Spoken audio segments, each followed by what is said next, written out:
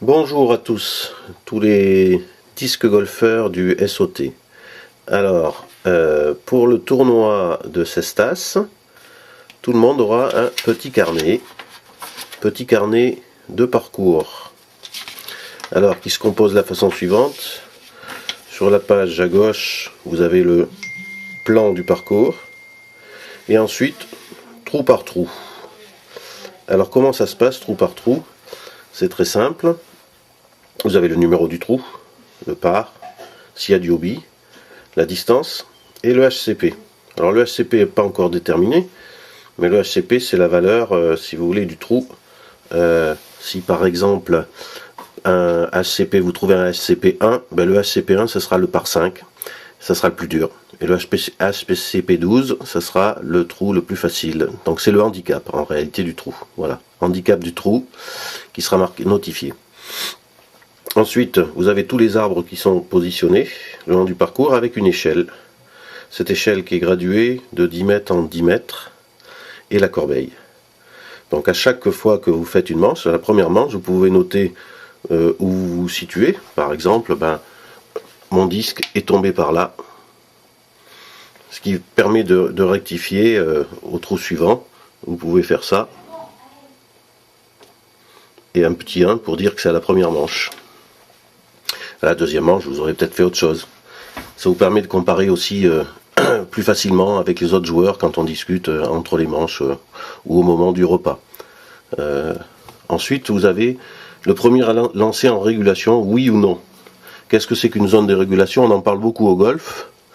Alors, comme vous savez que je joue beaucoup au golf, évidemment, je suis influencé par ça. Et c'est assez intéressant puisque ça veut dire que sur un par 3, si je tombe à mon premier coup dans une zone qui se situe 90, 110, vous voyez, à une vingtaine de mètres de la corbeille, j'estime que je suis en zone de régulation. C'est-à-dire que je suis quasiment sûr à 95%, sauf un gros accident, de faire mon par. Voire faire un birdie si mon disque évidemment s'est rapproché proche de la corbeille. C'est ça la zone de régulation. C'est une zone de confort, on va dire. Voilà.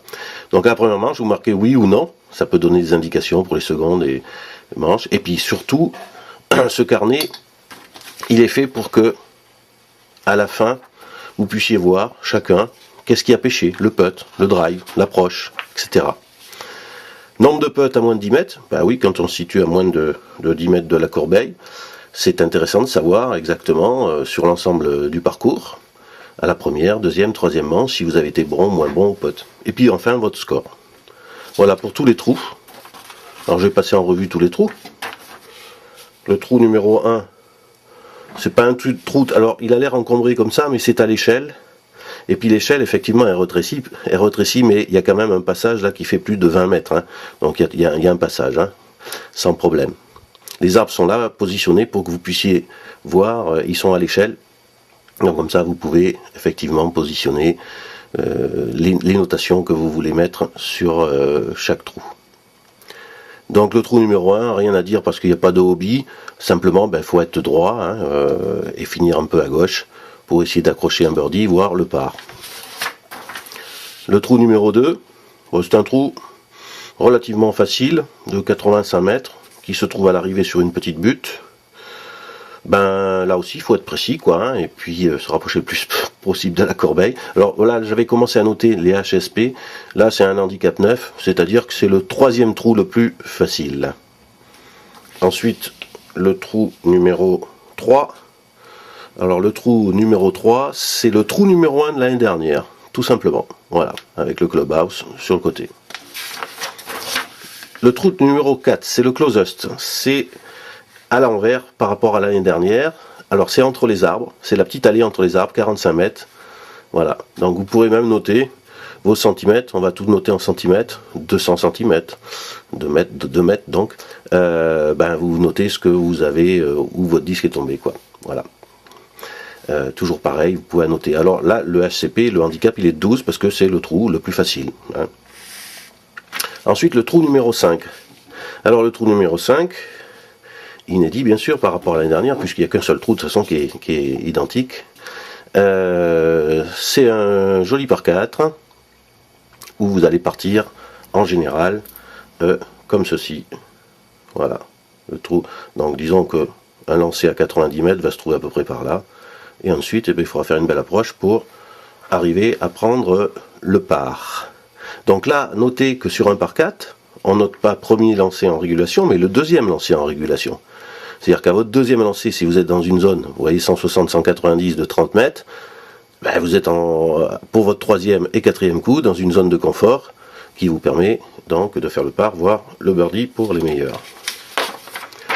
Le trou numéro 6. Alors le trou numéro 6, c'est une innovation, enfin innover, c'est un bien grand mot, puisque l'année dernière on avait fait quelque chose dans le style entre les arbres.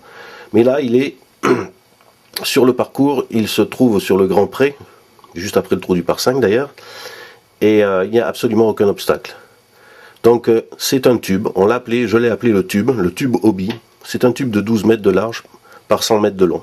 La corbeille est à 100 mètres et le tube fait 115 mètres. 115 par 12. Donc au premier lancer, imaginons, vous lancez au premier lancer, vous vous trouvez à 85 mètres et votre disque est hors zone, il se trouve ici. Eh bien vous allez lancer de la drop zone 3, puisque votre disque est dans la zone 3, hobby zone 3. Vous êtes à 20 mètres de la corbeille, vous allez lancer votre troisième. Si vous rentrez, vous ferez un 3 entouré. Celui qui est long, qui est très long, plus de 115 mètres, il aura lui une drop zone à 15 mètres. Et puis ceux qui sont courts, ils peuvent jouer droit, tout simplement, se retrouver dans la zone. Alors ça a l'air étroit comme ça, mais en réalité sur le terrain ça ne l'est pas. Toujours pareil, la perspective et les proportions sont gardées, mais il faut faire attention, 12 mètres. Vous pouvez d'ailleurs le reconstituer chez vous, puisque vous le voyez là, vous pourrez passer d'ailleurs sur cette vidéo des ralentis, enfin pas des ralentis, des arrêts sur image, qui vous permettront de revoir les trous. Et à ce moment-là, vous pouvez le reconstituer. Il suffit d'avoir 6 poteaux. 1, 2, 3, 4, 5, 6. 2 poteaux à 50 mètres, 2 poteaux à 80 mètres, 2 poteaux à 115 mètres. Et la corbeille à 100 mètres. Le trou numéro 7. Alors là, c'est un trou relativement facile. Handicap 11. Deuxième trou plus facile.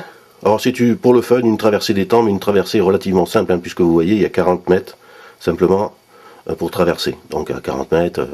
relativement. Après, on va sur le chemin, et au-delà, donc 80 mètres. Par contre, effectivement, chez nous, on a quand même quelques femmes qui, des fois, ont peur de lancer, qui ne lancent pas forcément à 40 mètres. Donc il y a un départ facultatif avec un coup de pénalité. C'est-à-dire que vous pouvez démarrer de l'autre berge à 40 mètres, mais vous allez lancer votre deuxième coup. Alors ce départ facultatif, il est facultatif pour tout le monde. Mais seulement, vous prenez un coup de pénalité. Alors c'est un peu dommage pour certains, puisque c'est quand même un trou à birdie, quoi. Voilà. Le trou numéro 8. Alors, le trou numéro 8 et le trou numéro 9, ça c'est des trous que j'aime par-dessus tout, qui sont, pour moi, très golfiques et disques golfiques, on va dire, c'est des trous de distance, 118 mètres par 3. Il y a des arbres, il y a des passages, il y a un passage, il faut être précis. Voilà. Il n'y a pas de zone hobby. On peut noter que d'ailleurs, c'est des handicap 4 ou handicap 3. Donc voilà, et surtout le trou numéro 9, qui est un très joli trou, voilà, que je pense beaucoup d'entre vous vont apprécier. Le trou numéro 10, handicap 2, le trou numéro 10, effectivement, après le par 5, c'est le trou, je pense, le plus dur. Alors évidemment, ces handicaps là, ils voudront dire quelque chose quand on aura tous les résultats à la fin. Donc là, il y a des arbres au centre, à 120 mètres. La corbeille se situe à 190 mètres pour un par 4. Le passage le plus ouvert, le plus facile. Voilà, simplement un disque peut s'égarer un peu à droite, alors vous avez un passage pour un premier lancer trop à droite, et là on peut récupérer par l'autre côté. Et puis pour les plus fous d'entre vous, il y a le passage plus court mais encombré, où on peut passer au centre, et c'est certain que des fois on peut se retrouver au pied d'un arbre, faire un side, ou enfin bon, dans une position certes inconfortable, mais vous pouvez récupérer la zone de régulation. Toujours pareil, zone de régulation. Là il y a une erreur, c'est deuxième lancer en régulation. Alors, ça il faut que je modifie, puisque c'est au deuxième lancer sur un par 4. C'est sur un par 5 que le troisième, vous allez le voir après. Le trou numéro 11, là c'est un trou assez sympa qui va rejoindre le carrefour pour rejoindre le par 5, qui est le trou numéro 12, rien à dire de spécial, toujours des trous de précision. Et ensuite, le trou numéro 12, dans le grand classique de Cestas, on va travailler là sur 300 mètres, mais dans l'autre sens. Alors, le hobby toujours se situe au niveau du fossé de l'étang.